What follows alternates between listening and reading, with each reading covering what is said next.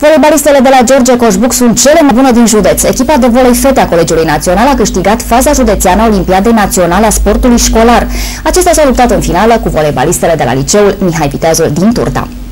În cadrul fazei județene a Olimpiadei Sportive Școlare, fetele Colegiului Național George Coșbuc din Cluj-Napoca s-au dovedit a fi cele mai bune. Deși nu dispun de sală proprie de antrenament, voleibalistele de la Coșbuc au vrut să demonstreze că performanța sportivă se realizează și în condiții de austeritate, câștigând toate meciurile disputate. În această fază au fost angrenate numai puțin de 16 echipe, inclusiv cele ale liceelor cu profil sportiv. Locul întâi ocupat de fete la faza județeană le califică pentru etapa zonală ce va avea loc în perioada 4-6 aprilie, unde se vor confrunta cu echipele câștigătoare din Sibiu, Harghita, Mureș, Covasna și Brașov. Coordonatorul echipei de volei fete a Colegiului George Coșbuc, profesorul Sorina Pop, a ținut să mulțumească președintelui Consiliului Județean Marius Nicoare pentru asigurarea echipamentului necesar întrecerilor sportive. Pe de altă parte, Colegiul Clujan nu stă rău nici la alte sporturi, echipa de basket fete ocupând locul 2 pe județ la aceeași competiție, în vreme ce echipele de basket și volei băieți au ocupat locul secund pe municipiu.